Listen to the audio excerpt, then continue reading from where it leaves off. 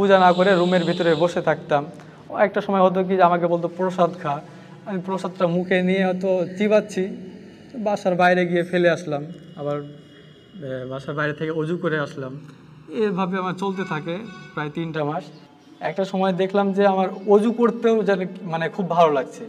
ওই সময় আমি মানে দিনের বেলা তো ওখানে নামাজ পড়ার কোনো সুযোগ নাই বাসায়, আর আমাদের মানে গ্রামটা হচ্ছে প্রায় অর্ধেক হিন্দু, ওখানে যে কারোর সঙ্গে শেয়ার করব সেই মানে সাহসটা পর্যন্ত আমি পাইনি। তো একটা সময় কি করতাম, বাসায় যখন সবাই ঘুমিয়ে যেত তখন আমি এশার নামাজটা অন্তত পড়তাম।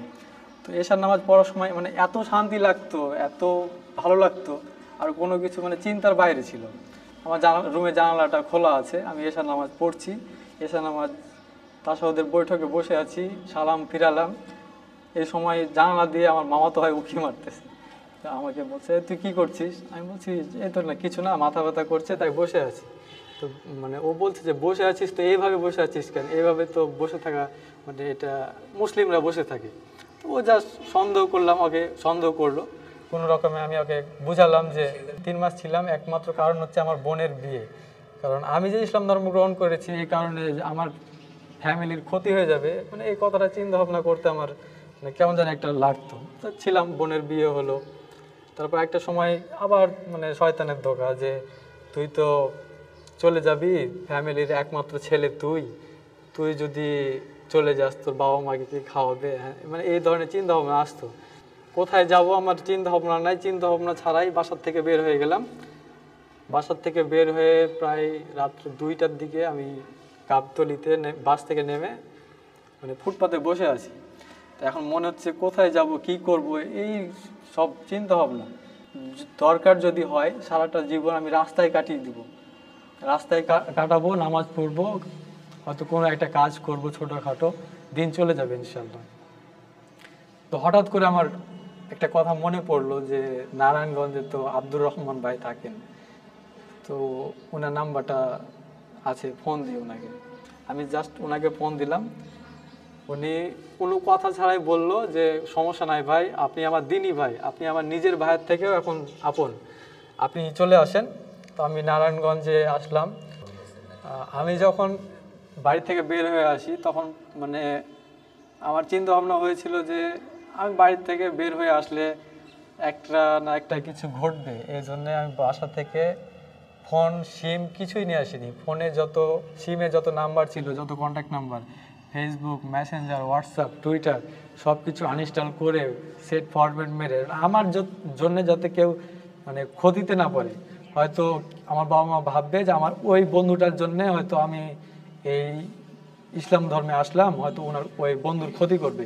তারা ভাবলো যে কোনো মেয়ের জন্য হয়তো ইসলাম ধর্ম গ্রহণ করেছে, 5-6 দিন যাবে বা 2-4 মাস যাবে, ওর নিজের ভুলটা বুঝতে পারবে, আবার ফিরে আসবে। তারপরে বললো যে তোকে কেউ জোর করেছে কিনা, বল, কোনো সমস্যা নাই, আমরা তোকে নিয়ে আসছি। একটা সময় ওরাও আস্তে আস্তে বুঝলো যে না এমনটা কিছু না। আমি যে বুঝতে পেরেছি যে আল্লাহ ইসলাম ধর্ম, আল্লাহ প্রেরিত ইসলাম ধর্মটাই যে সত্য। আল্লাহ যেরকম বলেছে ইন্না দীনা ইনদাল্লাহিল ইসলাম, আল্লাহর কাছে একমাত্র মনোনীত ধর্মই হচ্ছে ইসলাম। তারপরে তারা আস্তে আস্তে বুঝতে পারলো যে আমি মানে কোনো কোনো কিছু পাওয়ার লোভে আর কি ইসলাম ধর্ম গ্রহণ করিনি।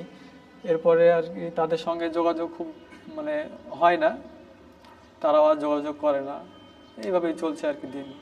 আত্মীয়রা ফোন দিত, বুঝাতো, সম্পত্তির লোভ দেখাতো। মামারা ফোন দিয়ে বলতো যে তোর তো এত সম্পত্তি, তোর বোনকে দিয়ে দিবে, এই করবে সেই করবে। আমি আমার বোনই তো পাচ্ছে, আর তো কেউ পাচ্ছে না, তো আমি আমার বোন পাচ্ছে, তো আমার মানে এত ইয়ে কী আছে, আমার বোনকে দিচ্ছে, ভালো কথা।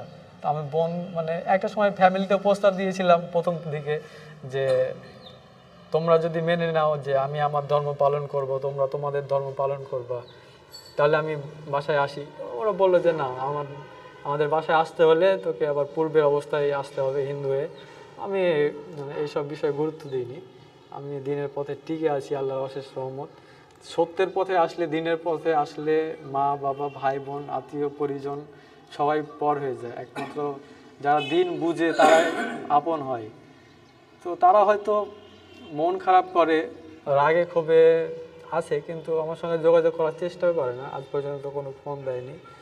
আমি হয়তো তাদের কাছে ইসলাম পৌঁছে দিতে চেষ্টা করছি। ইনশাল্লাহ আপনারা সবাই দোয়া করবেন, তারা যাতে এই সত্যের পথে আসতে পারে, আল্লাহ যাতে তাদের হেদায়েত দেয়।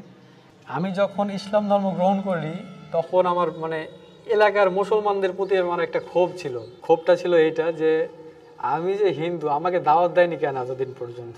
তো এই যে আমার একটা ক্ষোভ, এই ক্ষোভ থেকে আমি এখন দাওয়াতি কাজ শিখছি। আমাদের প্রত্যেকটা মুসলমানের উচিত প্রত্যেকটা ঘরে, প্রত্যেকটা অমুসলিমের কাছে এই দাওয়াতটা পৌঁছে দেওয়া। এটা আমার দায়িত্ব, এটা আমাদের কর্তব্য।